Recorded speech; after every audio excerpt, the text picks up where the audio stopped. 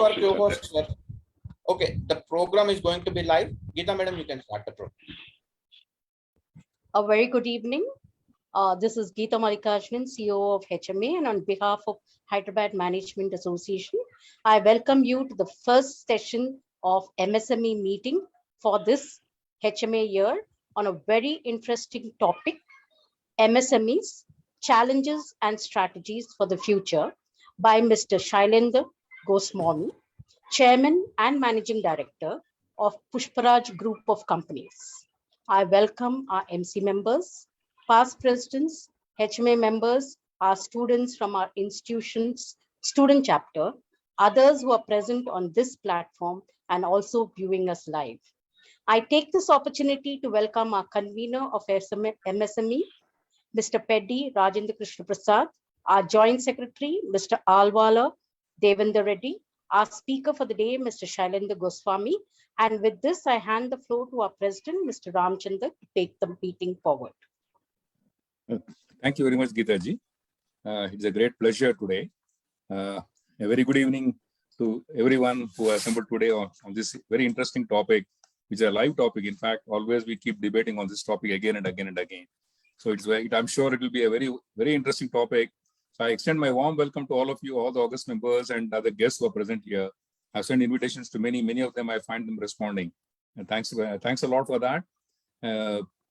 I also take this opportunity to greet our Vice President, Mr. Jeevan Naidu Garu, the convener for today's program, Mr. Rajendra Krishna Prasad, who always been very active in trying to see that we do something about MSME. And I think Mr. Goswami is the right person whom we really brought in to have a discussion today. And I also invite our Honorary Secretary, Joint Secretary, Mr. Devendra Reddy Garu, senior members of HMA, the committee members, past presidents, advisors, and August members who assembled today. It is really a very happy augury, and I take this opportunity to once again welcome Shailendra Goswami ji, who is a doyen in the MSME sector. I think my colleague, Mr. Rajendra Prasad, will talk more about him. But still, I would like to add one word saying that everybody identifies him as a person with the SME sector, whether it is the government level or industry association level or anywhere. We find that whenever we want to talk something about him, he is there. So thank you, sir. Welcome. And we are happy that you are with us. I also take a great pleasure today in trying to put myself across about HMA. As you know pretty well, this is in the beginning stages of our new year, where the new managing committee has taken over. And we are always making some efforts to see that we do something better. It's always a platform that we try to keep on adding value, hopefully. And I would like to say that over a period of time, over years, HMA had wonderful presidents and committee members who always strived to see that we do something better each year. So it is a question of something you have a datum line and you try to improve upon. And getting speakers like Mr. Goswami ji and other likes of him, I think will add great value because there are people who come with great amount of knowledge. It's something like just before the meeting started, he was saying that we're giving back to society, something like that. So giving back the knowledge to younger generation, the younger managers, I think probably is the real call of the day. HMA has been making this sort of effort all through several routine programs like lecture meetings, seminars, discussions, debates, and all that. But bringing people of a high stature to this particular platform, I think is a real challenge. And fortunately, because of COVID, because of the technology that we have, at the press of a button, we are able to request people across. Now, sir is coming from Pune. And I think this sort of comfort we wouldn't have had we had a physical sort of thing. But physical meetings do have that sort of advantage. Probably we have a networking, we have a personal feel and all that. And hopefully we'll have that type of meetings also in the short duration coming from. Mainly because hopefully we are all hoping that the COVID will recede. Though it is not receded, it is still silently acting. We find many people getting affected. So I think we have to take extreme care on this aspect. But still, nevertheless, I think the physical meetings will add real value. HMA has really tried to see that focus on management is the only thing that we are trying to do. Only management is our focus, trying to focus on management, whether it is for the practicing managers or whether it is for the students or for the entrepreneurs. MSME sector, as you know, is one of the real vibrant sector in the economy today. You know, the amount of employment it creates, the amount of economy it generates. But in spite of that, entrepreneurs struggle. The entrepreneurs keep struggling. I just read an article which says that only 90% of the people in the SME sector get a real credit facility. The remaining of the people keep on struggling to get a real credit. They depend upon short-term sources and get into difficulties, mainly because there is no professionalism. Now, every time, whenever some talk is being given, I think the professionalism is trying to be injected, saying that we should professionalize the MSME sector because it is so scattered and it's unorganized. I think there is always some difficulty, but nevertheless, always adding a little more to that will definitely give a better value. And this, I think, would be the crux of this development of MSME, which government also is trying to push in several ways. More so, the Ministry of MSME itself is there, bringing up several schemes, talking about incubation centers, giving some financial assistance and all that, apart from the credit like a Mudra scheme for the people of the lesser level also. But in spite of all this, we find that the MSME sector always is a struggling platform. The entrepreneur is always a one-man army and he keeps struggling all the time. So I think we'll definitely listen to Goswamiji and he'll give the real insights of this. But apart from this, we are also trying to see that we preach this culture of entrepreneur culture among the students so that at least these student chapters that we are trying to activate this year, hopefully will probably give some sort of impetus to that. It's trying to say that at least few students become entrepreneurs. If not now, at least 1 or 2 years later, when they get some experience. So entrepreneurship is a real requirement. And today we find that startups are coming in a big way, but mostly restricted to the IT sector. So there, probably you're seeing the success of few people, but there are great number of failures. So I think a calculated risk in entrepreneurship itself means that you have to take a calculated risk. So this, I think, probably is the requirement. I'm sure, sir, Goswamiji's speech will probably enlighten us a little more. And I would mention that HMA will definitely see that we stand by the MSME sector in whichever way we can and trying to propagate amongst the students, among the managers and practicing entrepreneurs. We, in fact, started a HME help desk also. We'll try to see how best we can make it more vibrant and more active. Mr. Rajendra Prasad is really very focused on that. This year, we are looking to see that we do something better. With these words, I won't take much time and probably devote more of time. I hope Mr. Shailendra Goswamiji will give us more time to talk about his experiences and probably take few questions. Again, I request the August audience to please post their questions only in the chat box. Cross questioning will probably, not be very comfortable. So I'll request them to put it on the question box. And I'm sure Mr. Pedi will take care of the questions. With these words, sir, I hand over to Mr. Rajendra Prasad to please talk about our August guest today and talk about his profile and about the subject he was going to talk about. Thank you very much, and thanks for this opportunity. Yeah, thank you, sir. Thank you. Yeah, respected Honorable HMA President Sri Ramchandra Garu, HMA Honorable Vice President Sri Jayavant Naidu Garu, HMA Honorable Secretary Sri K. Chandrasekhar Garu, and our Joint Secretary Devendra Reddy Garu, and our Treasurer Mr. Mohan Rao Garu. And this is our new team. And our today guest speaker, Sri Shailendra Goswamiji, and our HMA CEO Geeta ji, and our dear fellow MC colleagues, and esteemed HMA members and guests, ladies and gentlemen. Good evening to all, and a warm welcome to you all for today's evening webinar on MSME challenges and strategies for the future by Sri Shailendra ji. As you all know that MSMEs are contributing good share in our Indian GDP and also towards employment. But due to lack of certain professional management practices and awareness, they are not reaching in a big way. Some were turned out to be sick and some are getting stagnated.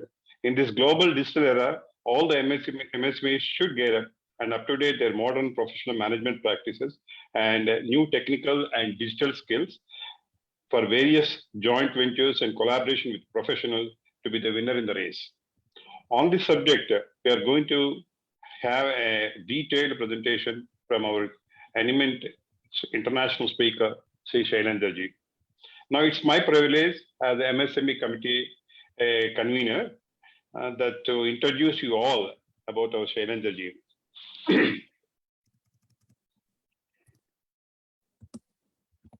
Yeah.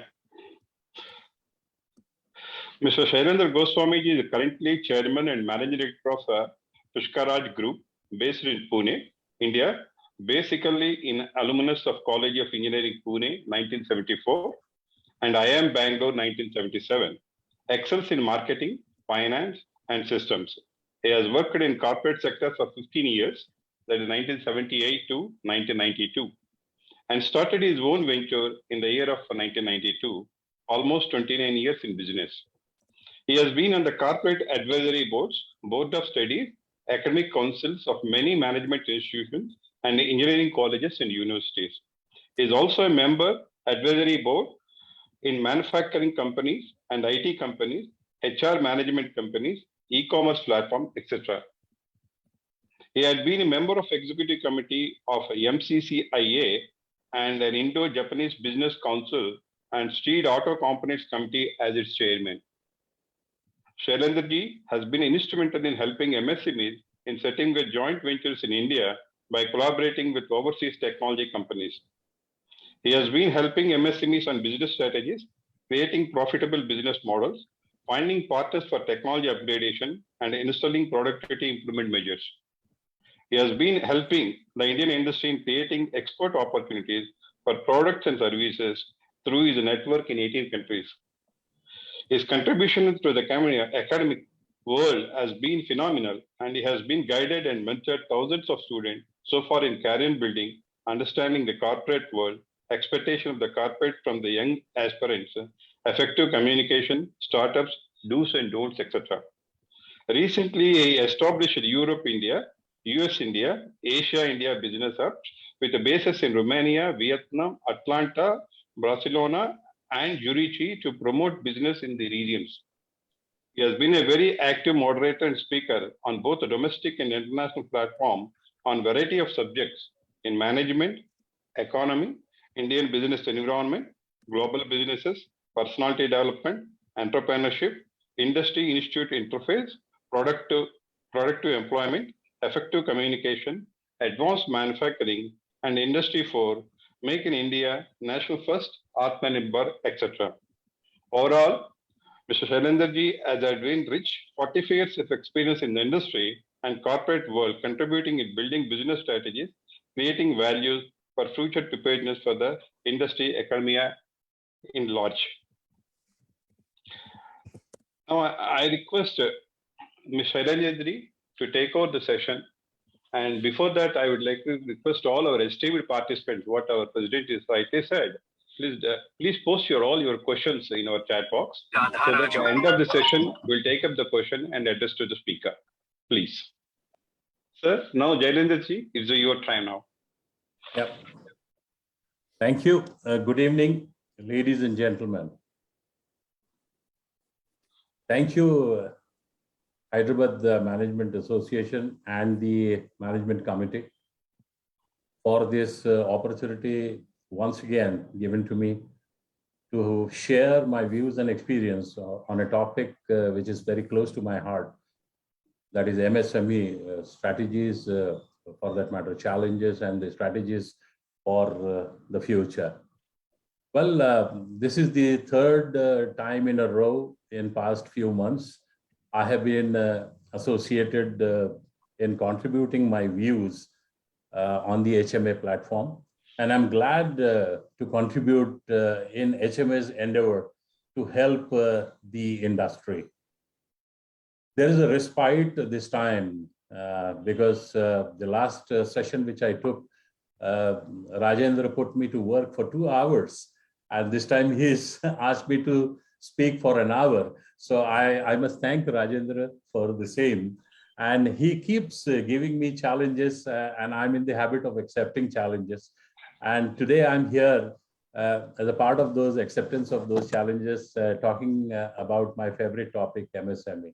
Thank you once again for this opportunity. And I would like to take you on my presentation slides. Just give me a second. Let me see.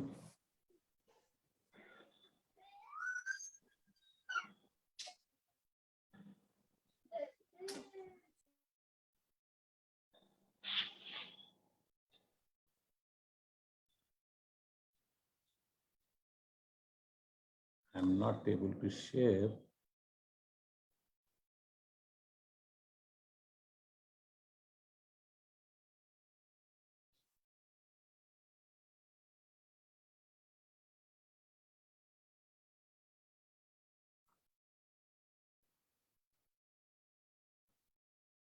Yeah.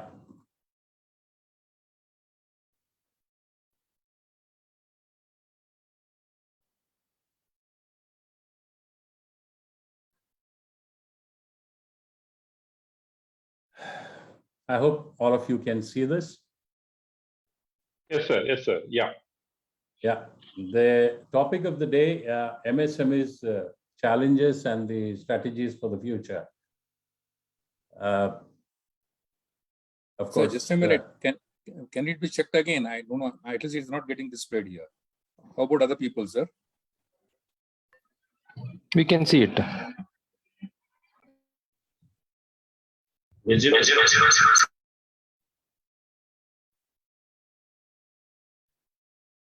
Is it visible? Yes, sir. Yes, sir. Yeah.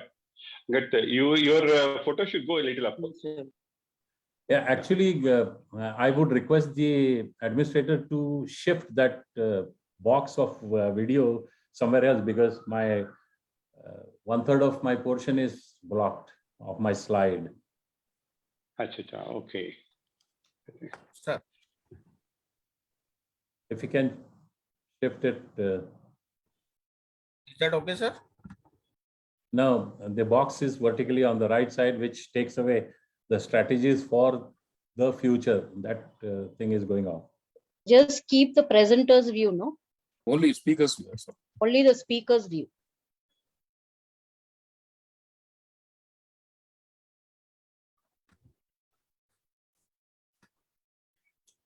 Okay, I kept it. No, we can see everyone. You should see only the. Can you give me the co-host, then I can do it. Wait a minute. Just a minute. I can do that minimize thing if you want. No, you just have to do a speaker view. That's it. I mean, that is the presenter's view. Then you'll get the whole thing except the presenter. Is somebody doing that? I mean, he's the host. So.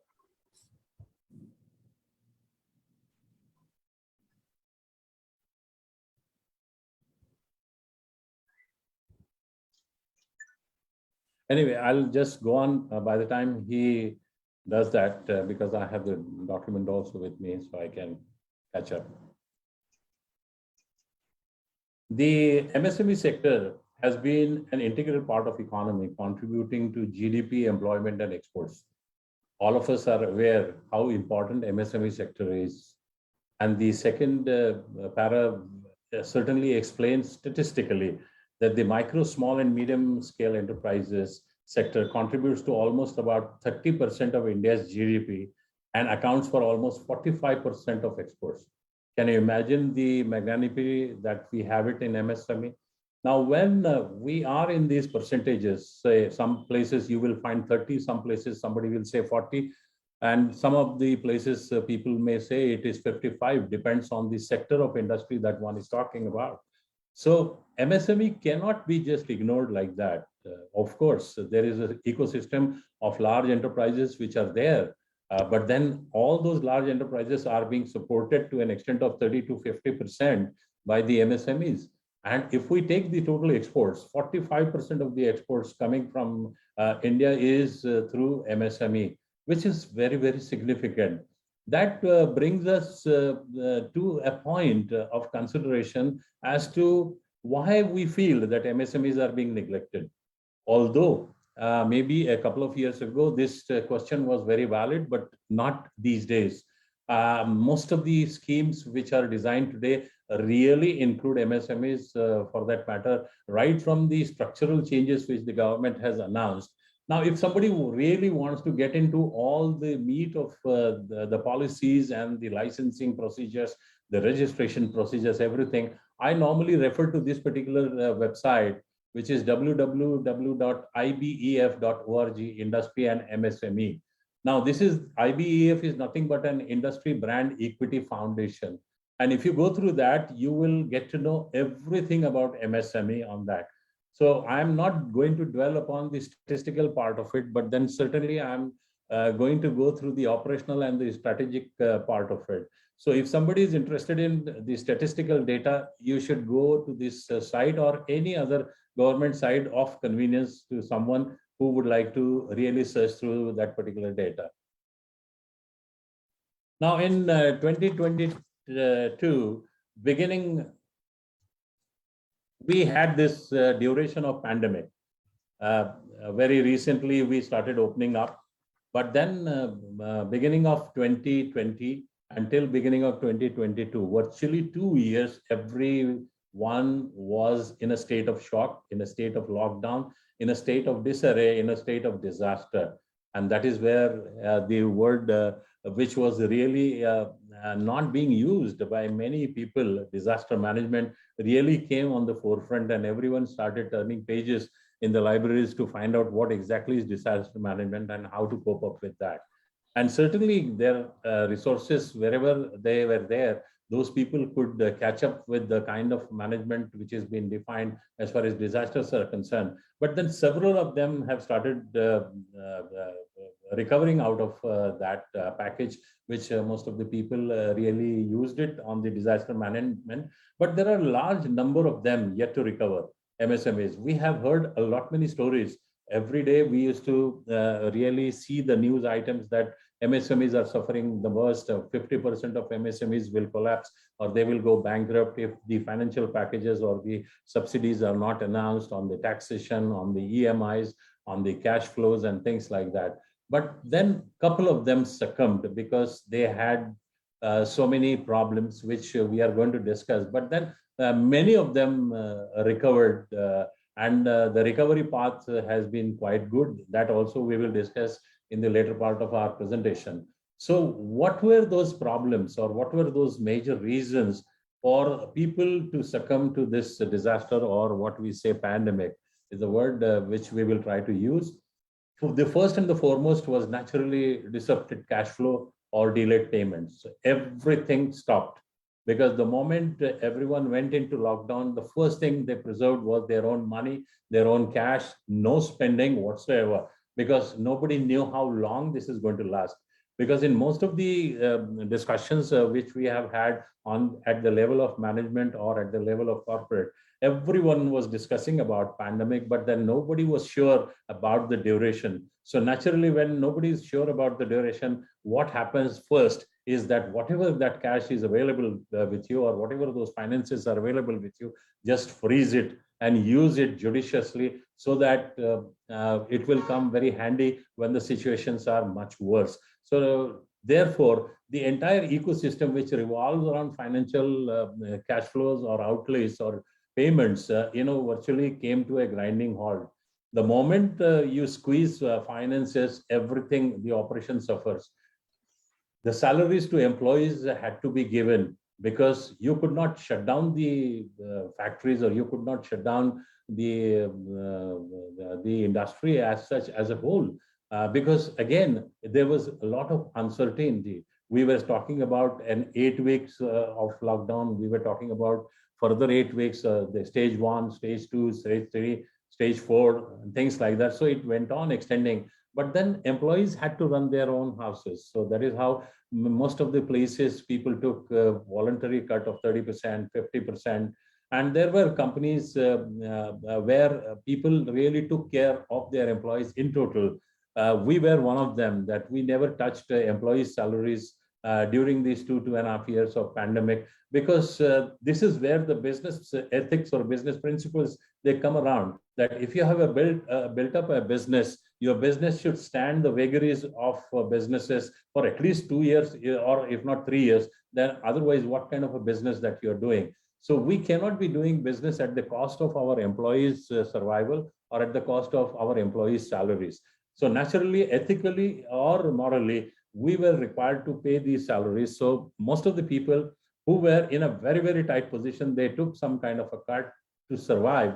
But then there have been companies, like I told you, we did not do that kind of a exercise of cutting down on the salaries for employees, not even for a day, even for a month or whatever it is. So that chunk of cash was required. So freezing that cash which was available with us had a pie which has to go to the salary for employees.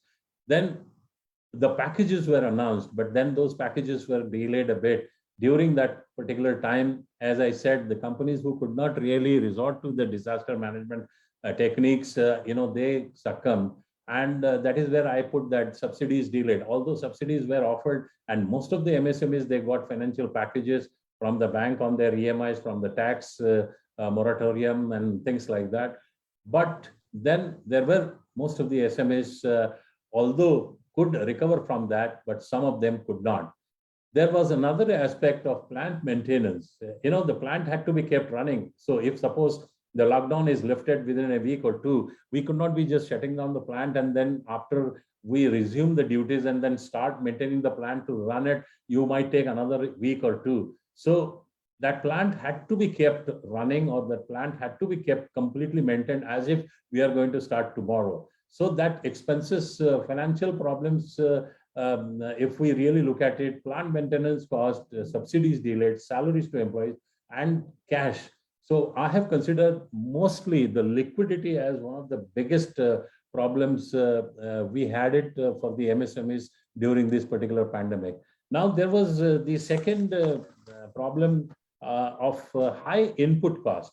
Now, whenever we are talking about manufacturing, every time we are talking about cost cutting measures, being competitive and things like that, all those principles were thrown off guard.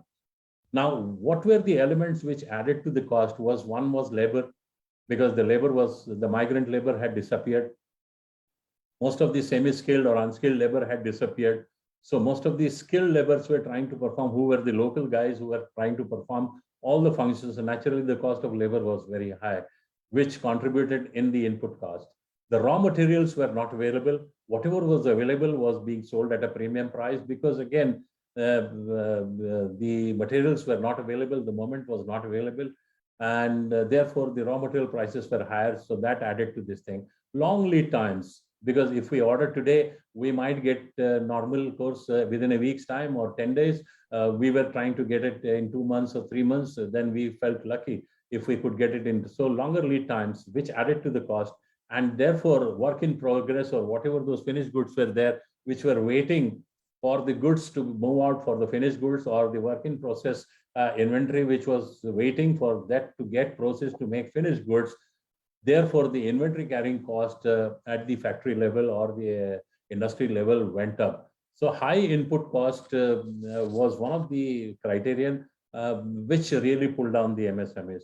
The aspect of demand management, the purchases were postponed. As I said, that the moment lockdowns were announced, everyone froze their finances.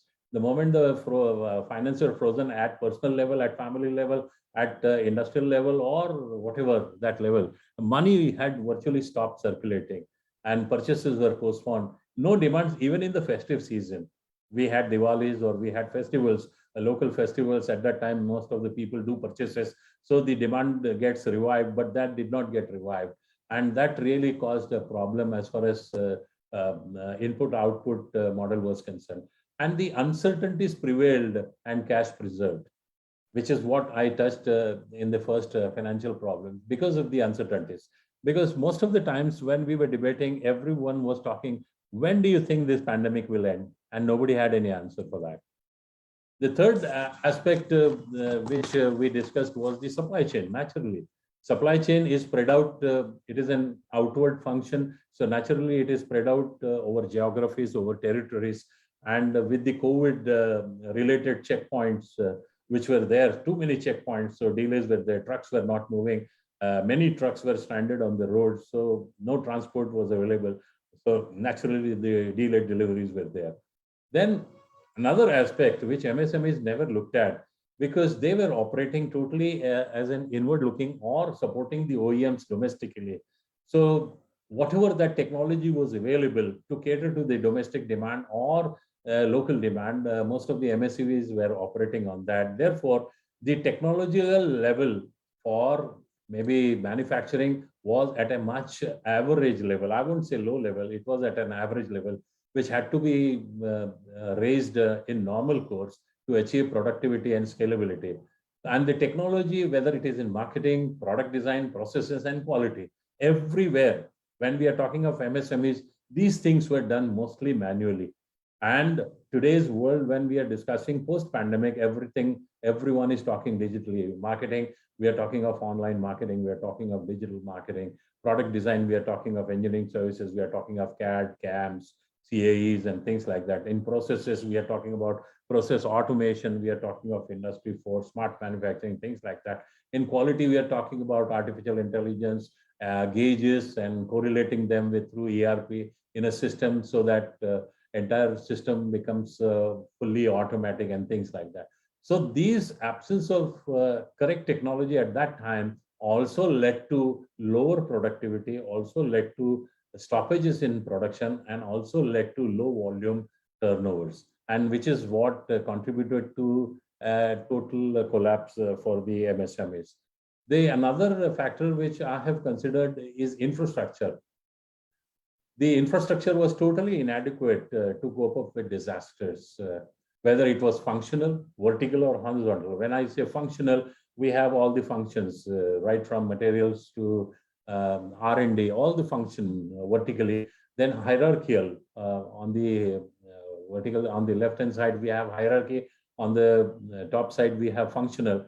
And when I say organizational matrix, in the sense hierarchical and functional, organization has to be sewn, or rather has to be cohesive, or has to be creating an ecosystem by which the organization moves very, very cohesively and productively, which is called as a matrix organization, which is diagonally connected from hierarchical management to the functional management. It is slightly technical term, but to simplify, what I mean by matrix organization is that all the functions and all the hierarchies, all the departments are connected to each other as far as moving that particular throughput to a higher efficiency level or higher productivity level.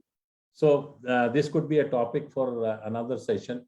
Then we had taxation, which was at the back of each one of us. We had to pay our GSTs, we had to pay our income taxes, we had to pay our professional taxes and things like that. Of course, these things took a little time for the government to announce it. I think, if I'm not wrong, in the second stage of lockdown or third stage of lockdown, we got the financial packages and all these concessions from the government. And these were a few of those factors which really pulled the MSMEs down.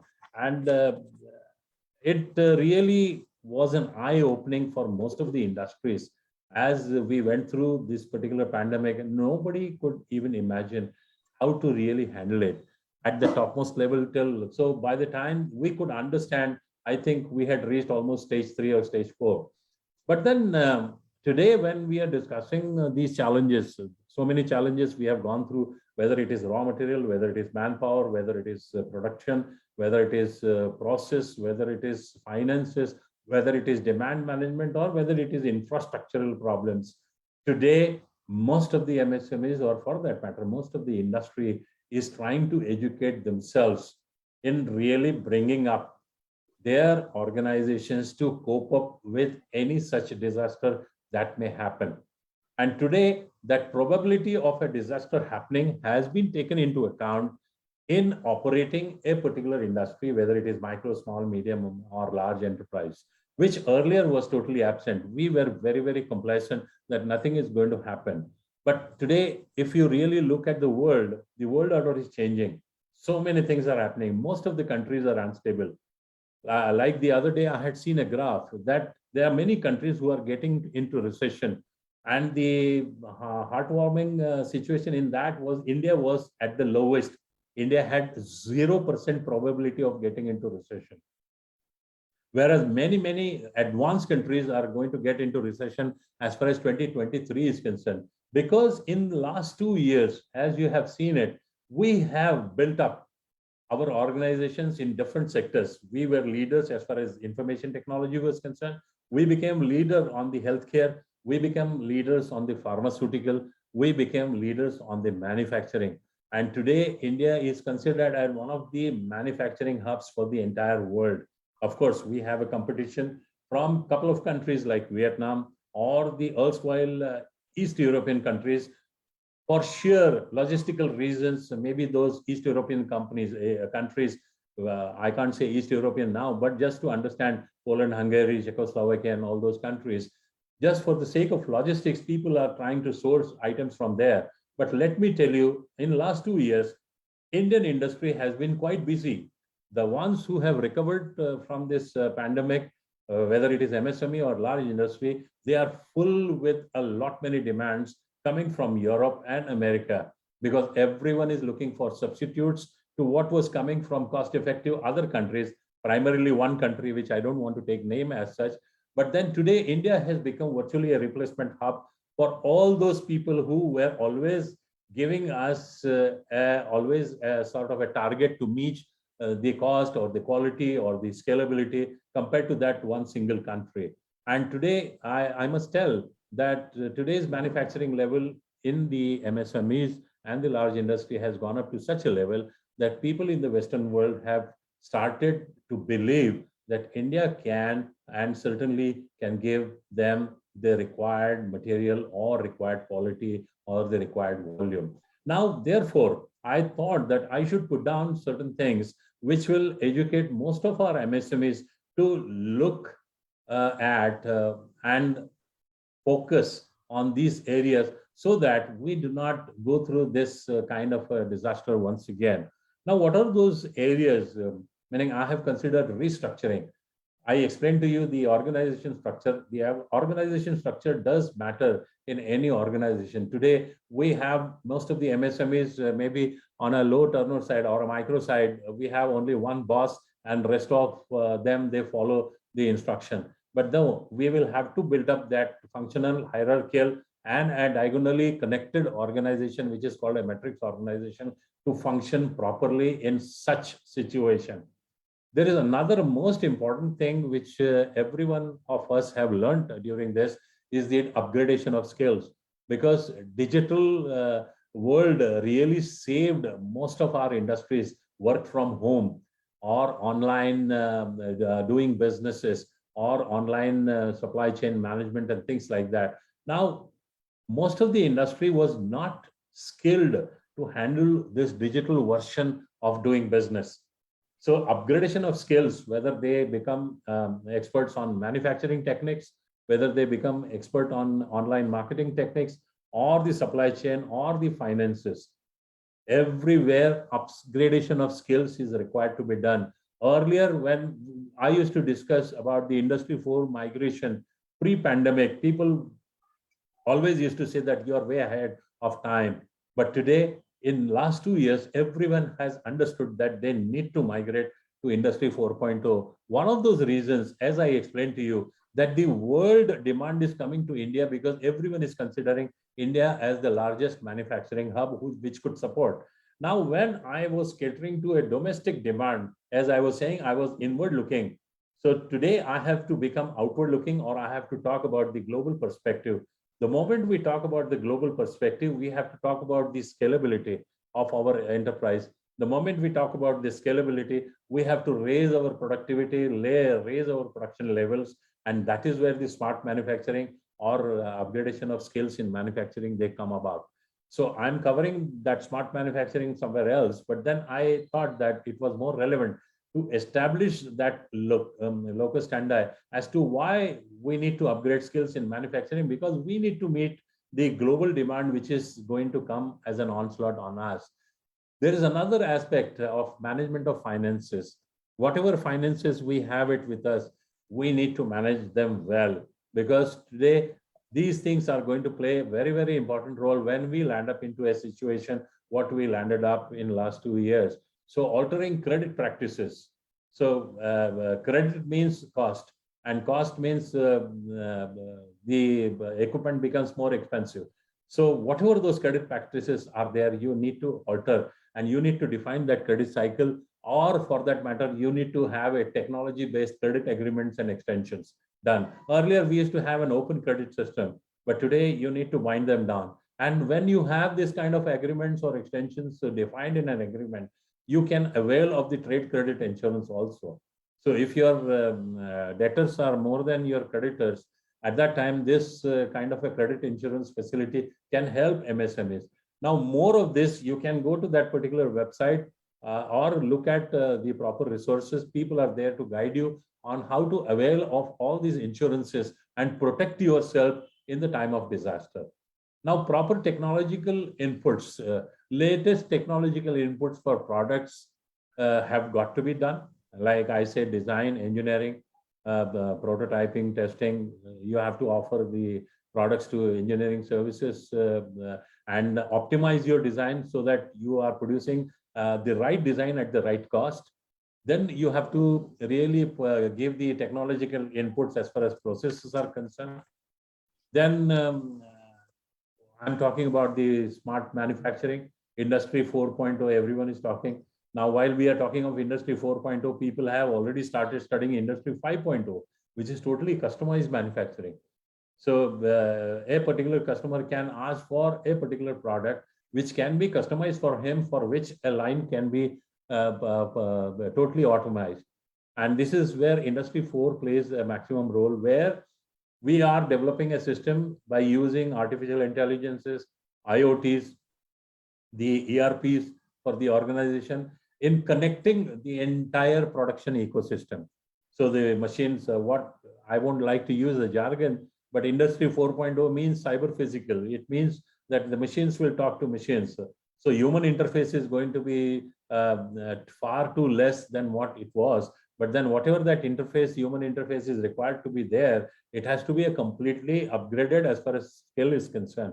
So people have got to be trained. So when we are talking about Industry 4 or process automation or digitalization of the entire organization, whether on the functional level across the board, upskilling is something, name of the game, which everyone will have to really look at. Now, effective marketing and global perspective, everyone will have to look at. Earlier, the orientation of most of our MSMEs was totally, I got my money, I can support my family, I can support my customer, good enough. I'm happy in that. No, you should not, because when you are putting up an industry, you are adding a unique value as far as that particular product is concerned. That unique value can be sold in international market. So explore that. Don't feel shy about crossing borders or going overseas. You will find amazingly that there are people who are ready to receive you, who are ready to acknowledge the kind of manufacturing you are doing. They are ready to acknowledge the kind of product quality you are giving them. And of course, with the smart manufacturing, you will also match them on the scalability. All along, I have been saying, I think in my past presentation also, I have said this, that as far as India was concerned, pre-pandemic, we were very good as far as high-tech, low-volume business was concerned. And for low-tech, high-volume business, people were always going to that other country, which I don't want to take the name. And this is where we were losing. So most of the commodities, which most of the FMCGs or industrial product, which had high volume and low tech, we always lost that business. But today, I must say that I'm glad that many companies can cope up even on the low tech, high volume business. So between this high tech, low volume and low tech, high volume, we are virtually covering the entire manufacturing envelope. And that is why the world is looking at India. India was always looked at for its human capital, because we have very, very good, talented manpower available who's running an industry or who's doing a job. So people do not have any kind of reservation as far as that intellect or the intellectual property is concerned for design, development, prototype, and testing of a particular product or a manufacturing of a product. What we were lacking was in manufacturing, and what we were lacking was in the scalability or meeting the demands or voluminous demands coming from all over the world. Today, if most of the MSMEs have absorbed these technologies or absorbed these concepts, I think they have become themselves capable of handling all these things. So naturally, we have to be outward looking, look for more business. Of course, that does not mean that we should sacrifice on the domestic business. Here, government has been supporting all the policies like Make in India. Everyone thinks that Make in India has to be sold in India. No, Make in India has to have sellability outside also. So the government is not saying that, they are only saying that try to make it in India, but then go anywhere to sell it. So we have to have that outward looking. In fact, I'll be talking on this Make in India for the 4th time on an international platform next month in Vietnam. And Make in India has been a topic which I have understood very deeply and very correctly. And most of the people, they would like to understand overseas as to what exactly the government means when we talk about Make in India and Atmanirbhar. And make it local and go global. All these words, Indians know about it, but then the foreigners have got to know about it, and they have to come in sync with our thinking, then only the businesses will come. So we have to remove all the misunderstandings. When we are talking about our own country, naturally, every country thinks about themselves first. So we are talking about our own GDP, our own growth, our own economies, which we would like to place ourselves in the first three economies in coming few years, which is the agenda the government has. And that is where our MSME has been progressing, and we are trying to help in making India, make in India, Atmanirbhar, or think local, make global, or something like that. Efficient management strategies commensurate with the growth. Now, I have been repeatedly saying that there has been an onslaught of demand post-pandemic because of the stability that we have it in India on the government level, on the policy level, and also in the manufacturing. So people have been looking at us. So the industries who have recovered, whether they are in MSMEs or large, they have been getting quite number of new RFQs or new inquiries or new businesses coming from the progressive or the developed world. And therefore, the moment the business or the inquiry or the order board goes up, what we'll have to think about is taking the right decisions. So the growth is there. Naturally, if we do not take correct decisions with respect to all the functions, we will not be able to meet that growth. So what good it is. So naturally, management strategies have got to be commensurate with the growth that is coming our way. Now, any decision which we are going to take henceforth will have to be backed up by data. Always there was an element, oh no, I feel that, gut feel, or thumb rule. I mean, those things will not work because we are getting into a very, very progressive, advanced, and a very, very fast world, fast digital world, where only numbers or algorithms, or for that matter, logic will be understood. And when we are doing that, naturally, when our decision makings are also going to come around, they will be coming out of such research or such backed up data also. We need to take that market feel or acceptance. If we are having a particular product, we should not be passionate about the product because we have produced it. Let us take the opinion of the market, whether they accept that particular product for the kind of quality that has been done, for the kind of deliveries that we are offering, for the kind of cost that we are giving, or for the kind of appearance or the value addition that we are giving. Somebody might say that your product is good, but then it needs to be value engineered, or it needs to be cost effective, or it needs to be having a quality which will last for 5 years of warranty or 3 years of warranty. Because every time you are not producing a finished product, you are putting up a plant to produce certain components which will go into a finished product produced by an OEM. So if an OEM is offering a quality norm of say 3 to 5 years of guarantee, your product also should be commensurate with that kind of a quality level to withstand that 3 to 5 years of warranty. Otherwise, the product will fail and the OEM will put that entire blame on us. Product liability clauses and all those things will come into picture. So take a pilot research, take a pilot studies, and then also evaluate competition. Because when you are doing all these things, don't think that you are the loner in the jungle. There's so many of them like you who have been doing all these things parallelly, because everyone understands the game now. And when everyone is understanding that game, naturally there will be your competitors. So there could be minimum 2, minimum 1, minimum 2, or maximum n number of them. We need to understand the profile of our competitors, their characteristics, their USPs, and try to build a strategy to counter when to go around them and successful in business. Naturally, in spite of all these counter strategies, you may not get 100% market share because this is not a monopolistic market. It is a competitive world. So naturally, you will have a market share. So when we say that we need to excel with respect to our competitors, what I mean to say is that we need to increase our market shares. So today we take an example of Maruti. Maruti has been there for last so many years, 30, 40 years, I don't know how many. And they have been maintaining their market shares at 40 plus as far as their category of vehicles are concerned. So naturally, there are so many other manufacturers, but they are not able to close the gap between them and Maruti as far as that percentage is concerned. So balance 60%, all the players are there, but then they are the leaders. So we will have to become leader in our chosen product to see to it that our market shares are higher and we become the leader. and therefore people will look at us. So competition is something we cannot neglect. We may have the best of the manufacturing practices, we may have the best of the plants, we may have best of the clients, we may have best of the turnover, but we cannot claim that we have 100% of what is required by the market. Now, I have added a couple of things that which cannot be contributing in the operations as such, but then at policy level, normally what happens at MSME level, most of the people do not get involved into this. So we need to have a hand holding with the government in policy making, in taxation, in PLIs, the productivity link incentive schemes, all these subsidies, etc.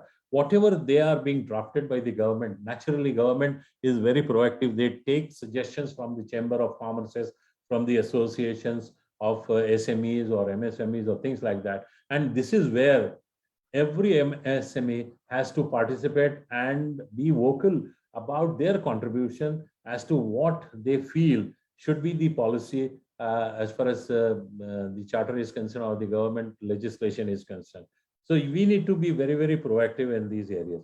Effective long-term contracting with large OEMs, fueling future growth. This is very, very important.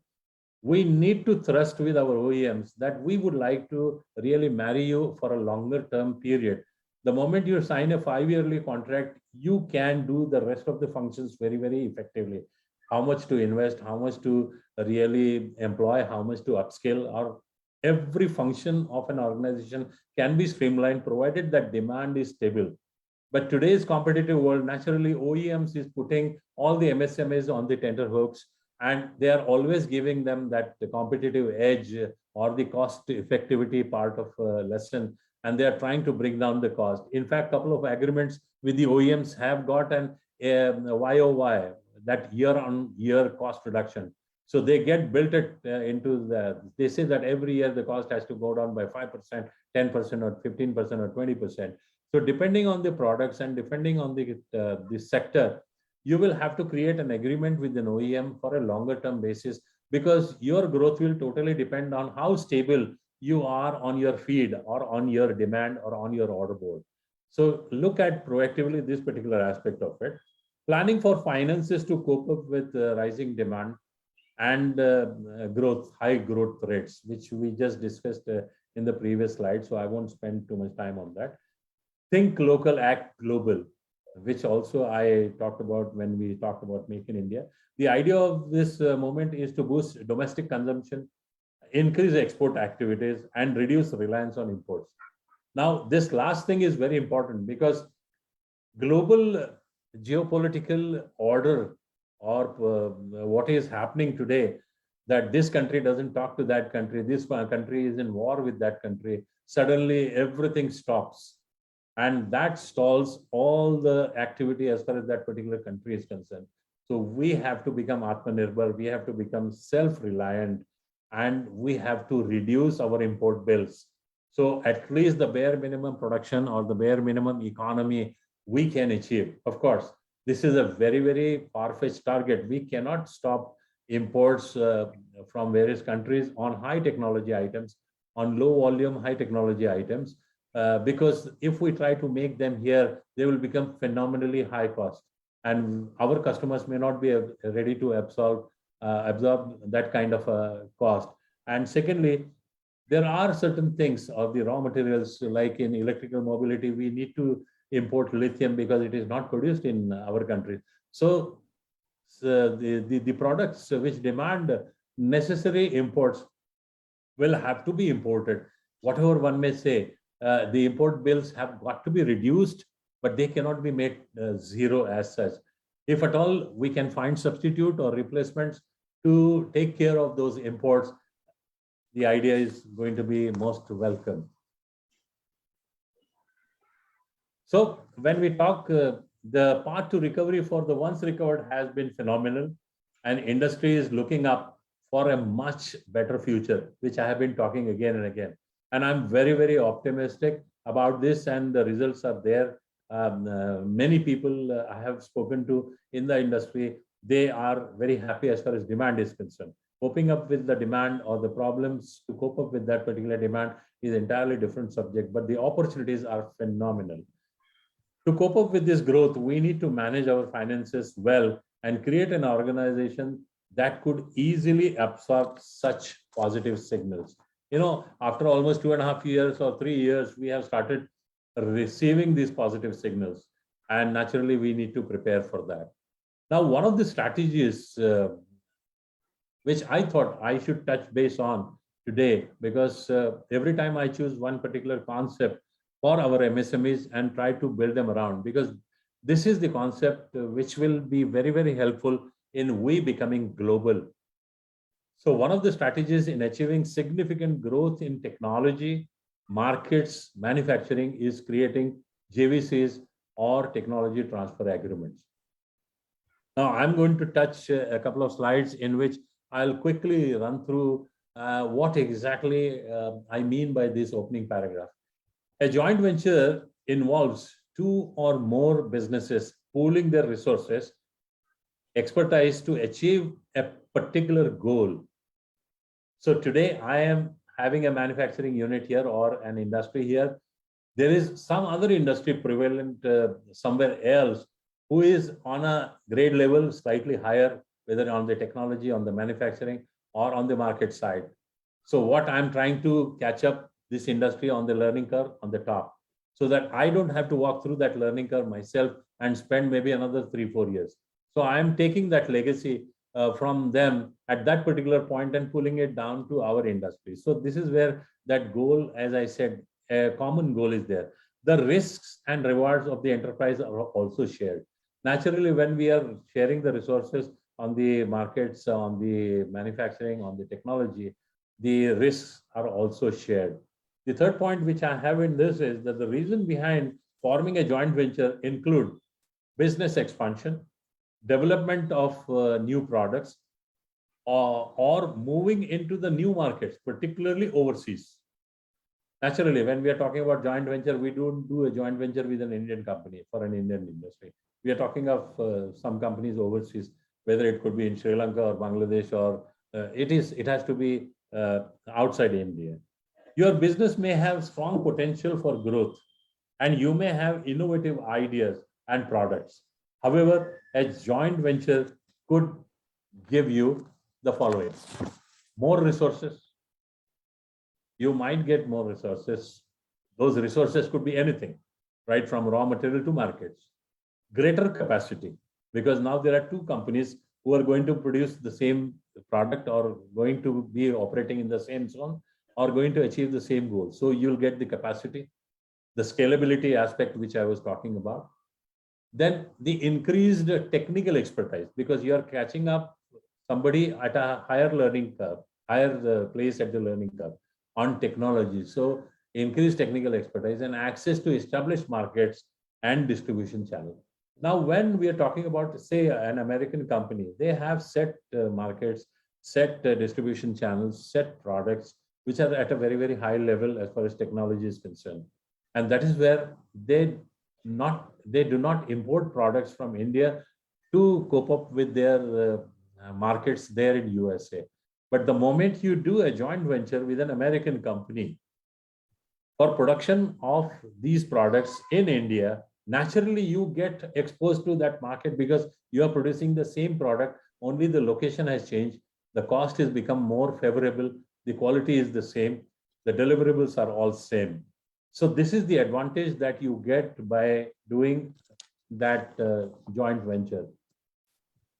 Now, what to look for in a joint venture partner and how to make it work? I'm coming to slightly some administrative and modality part of a joint venture that our MSMEs should know about, because it is a very, very intricate topic, and then maybe this particular presentation can remain with you, so you will know the avenues you should have touched based on before you get into a particular joint venture. So what are those types of joint ventures? It could be a small business with an existing existing new product, might want to sell it through a larger company's distribution network, which is what the example which I gave it to you just now. An Indian company, a small MSME here in India, and a large corporation or a medium corporation in US, we exchange. Set up a separate joint venture business, possibly a new company, to handle a particular contract. Now, you may have a business which could be a conglomerate, which could be a mix of several products. but you may be doing a joint venture for a single product. So not to create a particular conflict for that particular product and a joint venture, you could create a separate company so that that company can run independently. So it is a modality part of it, giving you additional facility. You could form a business partnership. So it is not necessarily that you should get into an agreement, but there could be a business understanding or a memorandum of understanding also by which you can decide to share businesses. So I share your business, you share my business, something like that. Or you should consider whether you want to be involved in managing it. Now, why I'm saying it? Because people would like to do a joint venture, invest in land, infrastructure, machinery, manpower, but they do not want to manage it. So the management has to be with the joint venture partner. Like we have it here, like Toyota Kirloskar company. I think of quick example. Toyota has a majority shareholding, so the management is with Toyota. Cummins, if we take it in Pune, Cummins India is an American company which used to have Indian shareholding. I think today they don't have that, but then it is run by the Americans. So it could be a choice like that, because sometimes a joint venture partner may feel comfortable that if he shows that ownership or management in India, he might get that business in the company of origin and would be able to do business. So it depends on situation to situation how you really form or other types of joint venture. It's worth taking a legal advice always. Of course, there are legal company secretaries and there are some legal experts who really consult only in making such joint ventures. Now, what are the benefits? We have been talking all along. There are going to be benefits. Naturally, there are going to be risks also. So access to new markets and distribution networks, increased capacity, sharing of risk and costs with partner, access to greater resources, including specialized staff, technology, and finances. I think which at various points we have discussed, these are the benefits. But what I'm interested is in discussing the risk, because I always, first of all, evaluate risk before really looking at the benefits or the advantages.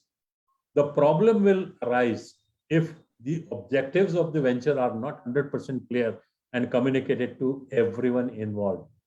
There are always misunderstanding. There could be misunderstanding because of language, because of culture, or because of the management guidelines. So two organizations or two teams coming to a single understanding on 100% level is mandatory as far as success of a particular joint venture is concerned. If that misunderstanding is there, there would be joint ventures. There are several such examples who have fallen apart. The partners have different objectives for the joint venture. The moment you have an ulterior motive or objective which is not cohesive with the objective of a joint venture partner, joint venture will fall apart. So both of you have to converge rather than fall apart. So if at all we have to converge, we need to have the same goal, we have to have the same objective. But because by the virtue of basic definition itself, I have said that both of them have common goal, therefore there is a joint venture, therefore they will come together. Different cultures and management styles result in poor integration and cooperation. Each really blaming each other, meaning one partner blaming the other joint venture partner for the sake of different styles of management, different cultural, as I said, language, culture, all these things play a very, very important role. I have gone through all these things myself personally, because I had operated a French collaboration where they could not understand a lot of English, we could not understand a lot of French. So always there was an interpreter who used to always confuse both of us. So meaning these things could happen. So there could be differences in cultures and management style, which could result in problems. So we need to take care of that. The partners don't have to provide sufficient leadership and support in early stages. Because when we are going for a joint venture to a company which is at a higher level than us, it is their job to act as a parent or act as a mentor and provide that kind of a guidance to the little brother here or a joint venture partner here. But if it doesn't happen, naturally, the joint venture will fall apart. So these are a couple of risks which everyone should understand. Now, the next part is that this morning I got up, so I felt like doing a joint venture because I read it in some magazine or I read it somewhere, or Mr. Goswami said that do joint venture, so I am doing it. No, that is not the case. You have to assess your readiness for a joint venture. Everyone will talk so many things, but then you listen to your own mind and you do your own calculations and you take your management decisions backed up by your own data, which I have covered it somewhere else, that you do your research yourself. So assess your readiness for a joint venture. So what exactly those points are? It's important to review your business strategy before committing to a joint venture. When I say business strategy, if you have a long range plan, 5 years hence, I would like to be so and so. 3 years hence, I would like to be so and so in an industry or industry leader. I would like to attain 40% market share. I would like to attain 50%. Whatever those objectives are there laid down in your business plan, you need to have that clarity before committing into a joint venture. If you don't have that, then there is no question of getting into a joint venture because you don't know what for you are doing that joint venture. Look at what other businesses are doing. Now, this is very, very important. We do not really take feedback from the existing people who are already into joint venture, who have done well or who have messed up. Now, there could be a couple of joint ventures who could be parallelly running as far as your product lines are concerned or your style of business is concerned, whether it is product manufacturing or services or IT or whatever it is. Now, there could be some other company who has done this. It is better to go and seek his appointment of the managing director or whoever, the decision maker, and learn from him his experience firsthand. He will guide you beyond what all I am telling you. He will tell you the ground realities of a joint venture. So take the opinion from others, what other businesses are doing. Be realistic about your strengths and weaknesses. We have to conduct this SWOT analysis, always talked as a management jargon, but then this is one of the most effective tools in introspecting oneself. So we define what are our strengths, what are our weaknesses, what are our opportunities, and what are our threats. Mind you, my experience with most of the MSMEs or most of the management people have been that they find it very tough to draw these metrics of strength, weaknesses, opportunities, and threats. We need to learn to make this kind of a SWOT analysis on a periodic basis because every year you are progressing. So your opportunities are increasing. Everywhere the competition is going up, so your threats are increasing. Everywhere you are suffering in a pandemic like this, so your weaknesses are going up. Or every time you are coping up with all these disasters, so your strengths are also going up. So all these things on a real-time basis, a SWOT analysis has got to be done. And most of the MSMEs, whoever is listening, they need to learn the technique of making a SWOT for themselves. You should take into account your employees' attitudes. This is very, very important. Now, we are today existing because of our organization. The moment we say organization, it means people. When we say a government, government is nothing but people. So organization, nothing but employees or the people who are contributing in making that organization function. So the moment you inject a thought that we are going to get a joint venture, there is an element of uncertainty in the employees. Oh, the new technologies are coming, so there would be retrenchment. Oh, this is coming, so we might get affected, etc., etc., etc. So you need to take into confidence your employees. And for that matter, convince them that for our growth, for our business plan, this is the decision which management has taken. And this is the way forward, which will improve your chances of progress also. And the moment you involve your employees, their attitude becomes positive, then you are in for a game. Because this is the most neglected factor. Because I am taking a trip somewhere down the lane in an exhibition, I find some partner, I decide to do a joint venture, come and thrust it on the employees. That is not the way it should be done. If possible, try to do it democratically with the people who are going to execute that joint venture. Now, the next point is plan your joint venture relationship. Because having done conceptually decided how to do it, having assessed yourself, we need to plan the relationship. Now, what are those factors in that? Parties involved need to understand what they each want from the relationship. Each one of them have to specify. Like I said, that we involve employees and tell them okay, what is going to happen and what is going to be their progress. So each partner will have to talk to each other and say, I will be doing following things, you will be doing following things, and by which we will gain following things. Whatever your aims, the arrangement needs to be fair to both parties, and any deal should recognize what you each contribute. Naturally, when any contract has both sides to a win-win situation. So whatever we do, both of them should benefit. Ensure that you both understand what the agreement is expected to achieve. There are agreements which are drafted, which many times people do not understand certain clauses of it. So let the legal experts do that job and see to it that interest for respective parties are protected, and that you concur to that particular clause in that particular agreement with the wordings or with the drafting that is there. Set realistic expectations and allow success to be measured. What do you expect out of a particular joint venture? We must know. This is the initial thing, that there is a goal. So what is that goal? What would we like to attain? Whether we would like to attain product superiority, whether we'd like to attain market share, whether we would like to attain manufacturing excellence, or whether we would like to become a techie as far as or a digitalized manufacturing base. So this needs to be very, very specifically projected, and then we must define these expectations from each other. Now, the last one, not the last one, but then one of those criterions is that choosing the right joint venture partner. That is where many people would help. And in my resume, Rajendra also explained that I try to help and mentor most of the MSCs in creating or understanding how to create a good joint venture proposition, how to locate a partner.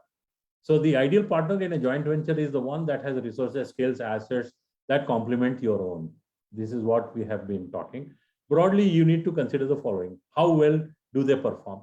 And what is their track record? What we call in English as due diligence. In due diligence, the performance comes. What is their attitude to collaboration? And do they share your level of commitment? Today, I may have a commitment to do following things. Do they have that kind of a commitment? Or they are satisfied people, or they are totally complacent people, or they are adamant or arrogant people.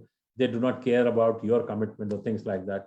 Do you share the same business objectives? Again and again, we are coming to the goal. Can you trust them? Now, again, it's a due diligence part. We'll need to find out directly from them. We cannot, but then we have to take opinions and then work it out. Do their brand values complement yours? So naturally, the selection process has to be such that whoever is the joint venture partner will add value beyond what you are already doing. What kind of reputation do they have? So again, due diligence part to be done through some market intelligence work, which will have to be done. Create a joint venture agreement. Of course, it's a legal aspect, but then I've just put it because this document could become a sort of a guideline for you, not completely, but then at least the pointers as such. A written agreement should cover the structure of the joint venture. For example, whether it will be a separate business or its own right. There could be a percentage of equity, 60-40, 50-50. Like I always say, that 51% is ownership, 49% is employment. So you will say that only 2% can make difference. Yes, it does make difference legally. So the legal experts will tell you. So that the kind of joint venture that you would like to get into will decide all these aspects. Yeah. The objective of the joint venture needs to be put in the objective. Oh, thank you. The objective of the joint venture has to be specified. The financial contributions you will each make has got to be put down in that agreement, because everything revolves around how much one contributes.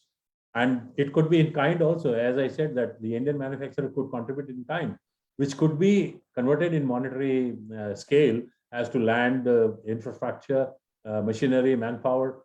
This could be converted into monetary scale. Whether you will transfer any assets or employees to the joint venture, which is what I was talking. It could form the part of the equity. We need to also in agreement, we need to have a couple of other angles. Ownership of the intellectual property created by the joint venture. Who will have it? If you are doing some innovation or researches, and that will have an IPR or a patent, who will own that? Management and control, for example, respective responsibilities and process to be followed. These are all management aspects. How liabilities, profits, and losses are shared. This is a part of the agreement. How any disputes between partners will be resolved. And exit strategy. Now, when I say exit strategy, it is very important we must have an exit strategy, because of all the due diligence, of all that research, of all those precautions we have taken, there is a possibility of a failed marriage. In case of a failed marriage, that definition has to be there right in the beginning in the form of an exit strategy, that if at all we disagree to work together, how we should separate. So that is the part of the exit strategy, what you should include. How to make your joint venture relationship work. Communication is the basic crux. Lack of communication, over communication, wrong communication, misunderstandings can really spoil your joint venture. So if at all you want to have a joint venture relationship work, you need to have this communication established very, very clearly. Establishing clear performance indicators, which is what I had said, what is expected performance indicators, and those have got to be evaluated. And a flexible relationship, that although there is an agreement which has been drafted, but commensurate with the situation, we should be flexible enough to accommodate a couple of additional clauses, addendums, or a couple of annexures to that agreement, and look for a win-win situation.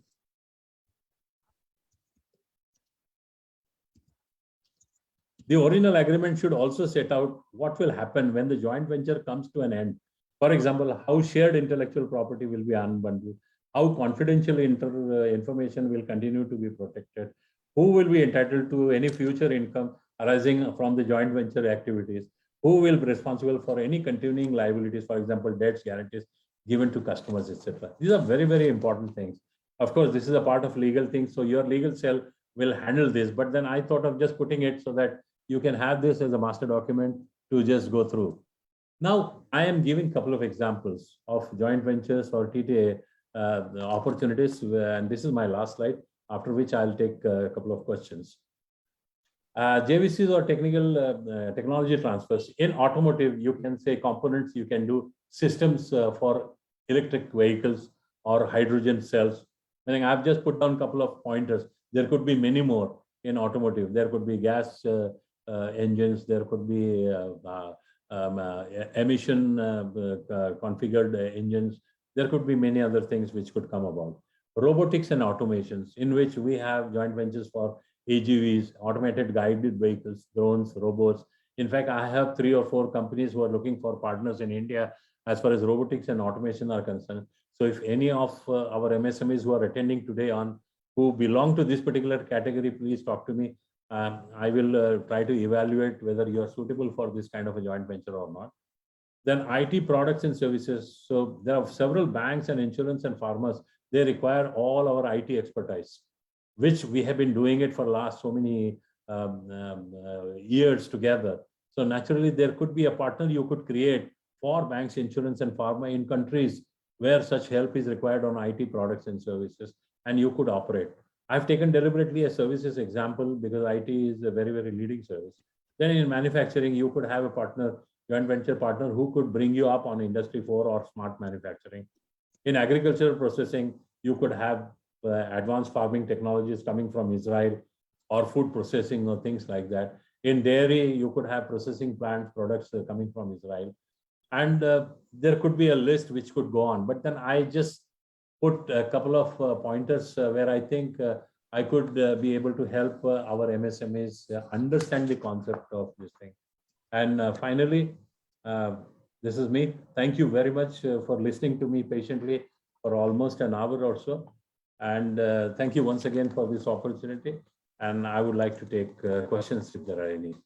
Rajendra, if you could guide me through these questions. Yeah, fine. And thank you. Thank you. Should I think you are off the dot, sir. Only 5 minutes more time it took.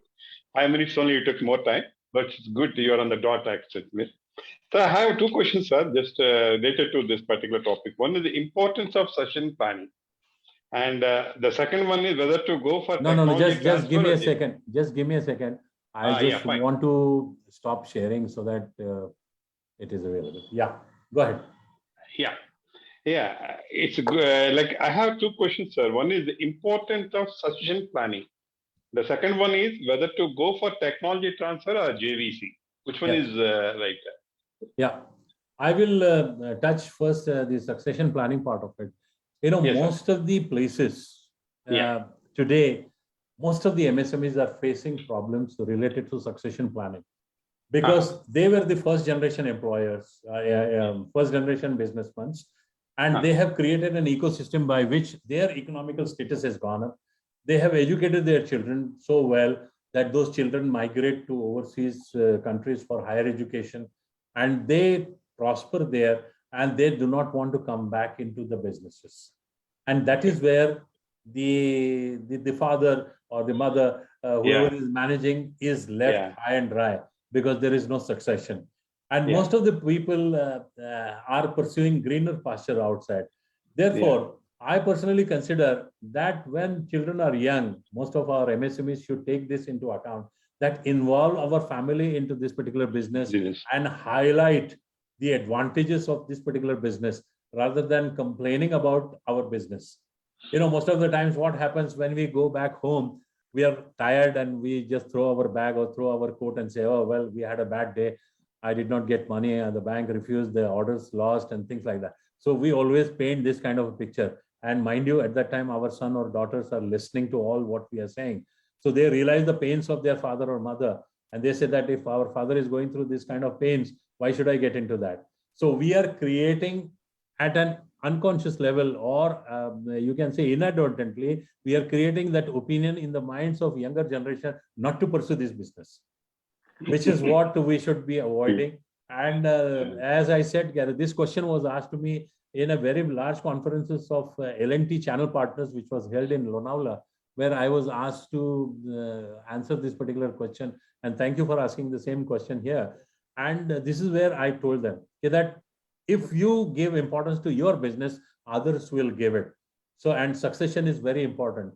Today, when I go to a particular customer, he says that, fine, Mr. Goswami, you have created a business empire, but who's going to manage this business empire? Why should I stick with you? So I have to say that I have a succession planning where my son is going to look after. He is maybe 40 years old. So he has got another 20, 30 years of work life available with him. And beyond that, certainly we cannot promise that in a longer term basis, but that immediate succession has got to be there.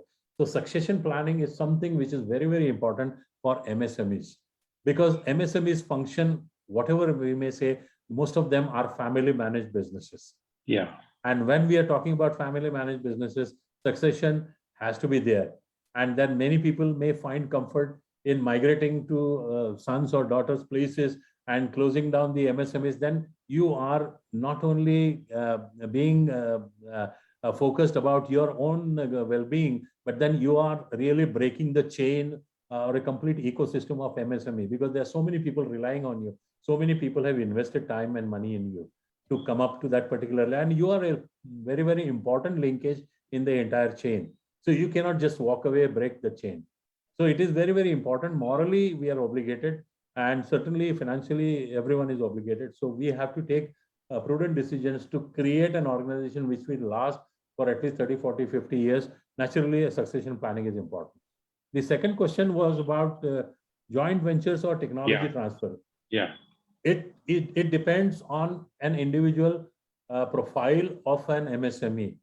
If you are a product oriented or a manufacturing MSME, where your product has reached a maturity on the product life cycle, where you want to rejuvenate technology and raise that productivity life cycle curve upwards, then you could look for a partner in two forms: either a joint venture who has already done it, so that you can within few months of that joint venture start producing it, or you can, if you are technically quite qualified and your manufacturing setup is completely organized, you can take the technology from somebody, pay for that technology, which will be a one-time investment, or it could be in come as a form of equity, because they may ask you for a shareholding 10%, 20%, but it will be a very, very minor stake. involved, but then you will be getting a permanent technology partner. And when somebody is giving you technology, you are creating a buyback arrangement, also getting your export markets revved up. So a technology transfer is as good as joint venture. It depends on the status of the Indian MSME. If I personally, as an MSME in India, think I'm capable of absorbing any technology, I might as well stay back with technology transfer. But if I need help in manufacturing, I need markets, I need manufacturing, I also need technology, then I better go for a joint venture. And if I don't have that much of money to really rev it up. Yeah, thank you, sir. I think sir, I'll just go through the chat box once. I think we have all appreciation, sir, in this one. Like excellent talk, Chalendraji and HMA MCN members. Good evening to everyone, and thank you for the wonderful guidance. And thank you for organizing this wonderful talk. I think all appreciation was there, sir. There might be no questions, sir, right? And like an excellent talk with the focus on JVs coming in normal difficulties. We should be MSME sector have a separate NPA norms. What is applicable to other sector? Cannot we put the MSME sector? These units need to more gestation, need more support. This is some Ramchandra guarantee. Yeah, naturally, meaning MSME is a small brother in the industry, and they need to have some kind of a compassion. And that is where I said that hand holding with the government in framing up the policies. In those policies, the NPA policies should also be guided. In very recent, as I said in the SME chamber, we have discussed this aspect where we have said that as the normal norms of declaring a company bankrupt or covered under that clause 16 or whatever it is, it should not be applicable to MSME. MSME should have a lenient clause where they should be given extension, they should be given hand-holding for a couple of more months to understand, and an expert team should really validate that before declaring them bankrupt or something. Sir, we have our past president Ramesh Vemugatti garu. He would like to ask one question, sir. Sir, Yes. Ramesh garu, open up, sir. You can unmute and ask, sir. Ramesh garu, hello. You must unmute. Yeah, unmute, sir. Yeah. Participants cannot unmute. I see. Okay. You will have to take it. Put in the question box. I think, okay. You got a direct message you would like to talk. It's in Ramesh garu has a query. Okay. The host can unmute him. 1 minute. I'll have to host. I'm not the host. Karthik, his name is Karthik, isn't it? Madam. Can you mute Mr. Ramesh Vemugatti? Okay.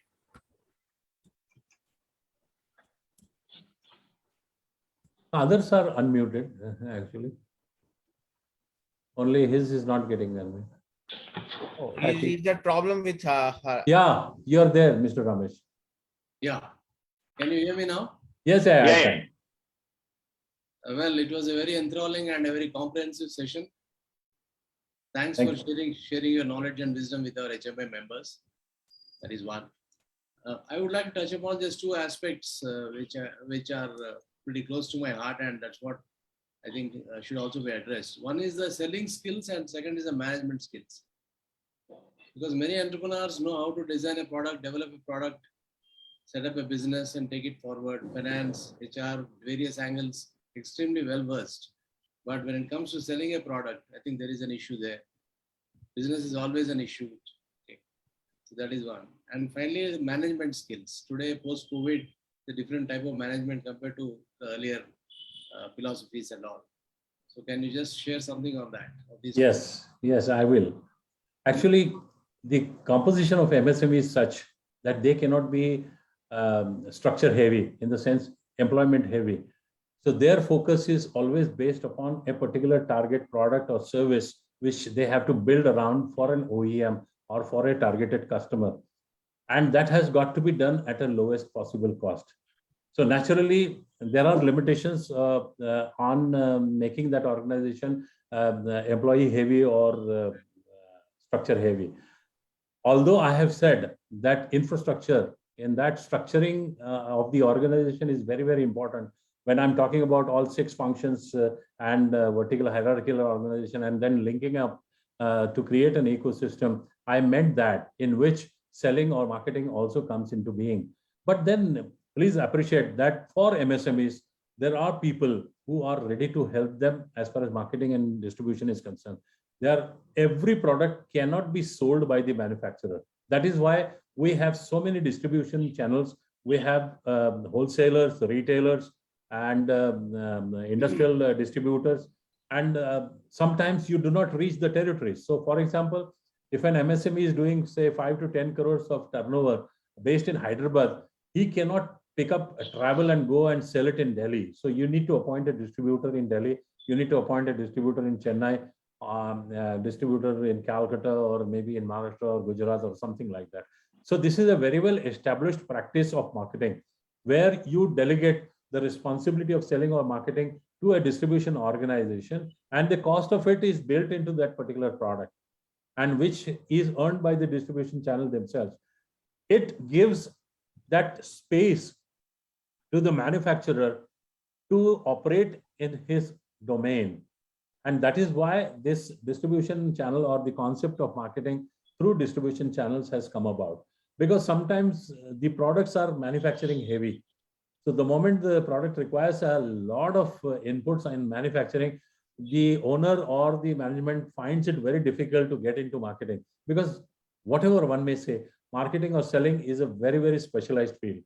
For that, you require a very, very vibrant and extrovert organization. And by virtue of remaining in manufacturing, most of the MSMEs are not tuned to extroversion, or they are more on the introvert side rather than extrovert side. And they would like to remain within their boundaries. And which is where I said that the perspective of most of the MSMEs have been inward looking, not outward looking.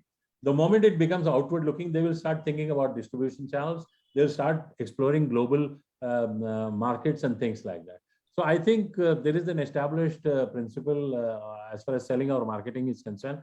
And I don't think any MSME should have any kind of problem in locating distribution channels or creating in their own distribution channels for the products to reach the last mile contact.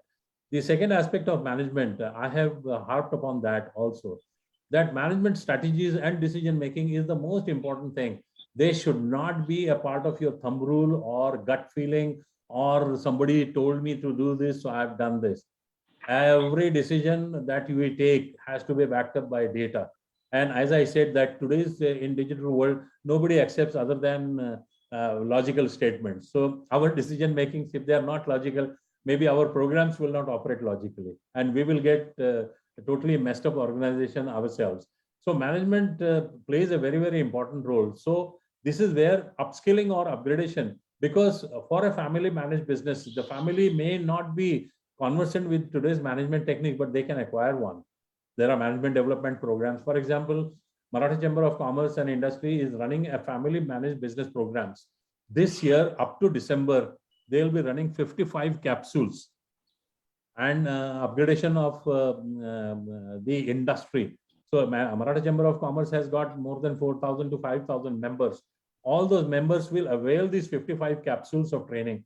And I am mentoring on how to frame up about that, how to provide the faculties for that. So I have got the list of those training programs for upskilling the MSMEs on that, which I'll share it with the concerned people, so that we as HMA can also open a wing in which we start catering to MSMEs through this upgradation format. And most of the people, they try to learn. Communication is also one of the biggest problems. As I said, creating a joint venture, communication plays a biggest role. Creating a business empire, or for that matter, doing marketing, communication plays a role. Talking to employees, building up their attitude, communication plays a lot of role. So people have got to be trained to communicate effectively. So that could also become a part of upscaling. So these 55 capsules are there. I'll share it with you. Have a look at it, and then build up a program around that. So all our MSMEs, they really become conversant with at least what areas they should be focusing on. There is another aspect which one of the companies where I'm on their advisory board also, they have been doing, they are contributing very, very heavily to the industry, is in mapping the personalities. In the sense, today we've started a business. So it is a first generation entrepreneur. He had certain technical skills. So he started that business. It has grown to 10 crores, 50 crores, 100 crores, 500 crores. But during that particular travel or the course of his success graph, he forgot to upgrade his skills. But what skills he should be upgrading? For that, he need to map his own personality first. And there is a test called psychometric analysis, which is required to be done. It can be done online. And the cost of this particular test is not more than 1,000 rupees, 1,500 rupees or something like that. And in that, they generate more than 20 to 30 pages of report defining your personality, in which more than 80 to 90 parameters are exposed for every individual. So you could do it for your employees so that you can draw their career graph. Somebody could be good in marketing, where yes, you are putting him in manufacturing. Somebody could be good in manufacturing, you are putting him into marketing. So all these wrong decisions can be made right if you have that kind of a mapping of each employee, including owner as such, because owner has to learn or upgrade his skills. So what skills he should be upgrading? For that, he needs to perform a mapping of his own skills. And these facilities need to be understood. In this part of the world, I'm totally conversant that most of the industries are doing, because I keep interacting on all these aspects. I will share the details with HMA about mapping of personalities also, and I will connect with the person or the founder of the company who is a clinical psychologist himself, and who could come to Hyderabad and take live seatings or counseling exercises also with people who have undergone this kind of tests. So training is a essential part of all this. And if we really want to be a world-class manufacturing hub, which India has aimed to become, you need to go through all these things. Yeah. I Great, hope I sir. have answered your questions. Yeah. Fantastic, absolutely fantastic. Sir, you So thank you, mentioned one. sir. Gosavaji, very Yeah. many thanks for this wonderful offer. We'll probably now try to explore how we can get connected more for the benefit Yes. of all the HMA members as well as even the entrepreneurs. And the Yeah. MSME industry are trying to activate. Probably we can use your help yourself. Thank you very much, sir. I am connected with your WhatsApp group, that for sure. I keep posting a lot many things there. I am also connected. Mr. Sankara has put me in your musical group also, because I'm a singer myself. So meaning I'm already involved, and Rajendra doesn't leave me. So I'm there with you guys. So don't worry. Thank you, sir. Thank you. So I think I request you now, Joint Secretary, Devendra Reddy Garu, give his closing remarks and vote of thanks. Devendra Reddy Garu. Sir. Sure, sir. Yeah, please. In fact, it was an excellent session. There are many takeaways for not only for management students, but also for startups like us, particularly for myself. In fact, it immediately demands a one-to-one. I need to drop into Pune to meet you, sir. That's all. And in fact, sir, there are some questions which are not answered yet. Yeah, Maybe please. we can take it on in a one-to-one session. No, I can quickly answer if you give me 5 minutes. Maybe I won't take that long. One other question was, Germany is known for MSME segment, and how can we take it up in India? The success story of Germany. Well, Germans are very ruthless people. They are very organized. When I say ruthless, they do not take any shortcuts. Mm-hmm. So if you're talking about German joint venture, as I said, that we need to assess ourselves and come up to that particular level. It is possible. It is not difficult. But those people, they spend a lot of time on due diligence for their Indian partners. Mm-hmm. It is possible. Depends on what kind of product one is talking. Okay, fine. So, sir, in fact, it was a nice start from the challenges what we seen during COVID time, and how industry is trying to recover from COVID. And as you were trying to guide the MSMEs, advising them to take the pivoting, not just the business model, but also the existing manufacturing facilities, what they have, to adapting to the changing needs or leading the change, what's happening in terms of adapting to digital technology. there are many takeaways. If I brief it, it will be another 15-20 minutes summarization for this. And in fact, it's a VUCA world. And we are in this post-COVID era, we are looking for more of a cooperation and collaboration. And as our Ramesh sir has already said, that it has both takeaways of management skills, and as for a lot of inputs for the people who are into manufacturing. They not only can scale up their manufacturing facility, but also can go for JVs for other existing or other evolving industries. These are most of the industry, because a lot of people will try to be taking part in them directly, trying to be competitive. But here, how we can cooperate and collaborate for the existing or evolving industries, it's a very nice thought, sir. In fact, once again, thank you for giving your time. I'll thank President Ramchandra Sir Garu. I'll thank Rajendra Pedigar for organizing this webinar, and also for all the people who have taken the time for attending it from various colleges, for spending their time. In fact, we got excellent poll results where they said that 100% people like the content of the this program, and also they said they'll recommend this program 100%.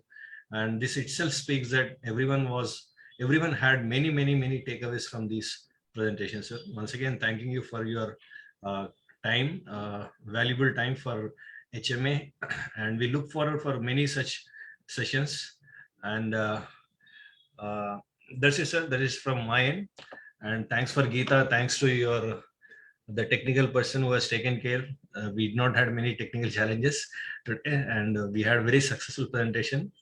Once again, we thank you from HMA perspective, sir, from Hyderabad Management Association. Thank you very much. Thank you. Yeah. Sir, President, sir, anything? One more thing to add, many of you all have asked for the recording of Yeah. In fact, the recording link has been shared in the WhatsApp chat group. It has been shared by Geeta Malikarjun, and you all can take this one. And if further needed, we can share it within your various WhatsApp groups for your colleges. Yeah. Thank you, sir. I think we'll call it a day. Yeah. Yeah. Thank you very much. Have a good good. night. Good evening. Thank you very much for this opportunity. Thank you, sir. Thank you, sir. Karthik. Yeah, you can count it close. Karthik. Good night, everybody. Closing the meeting. Thank you.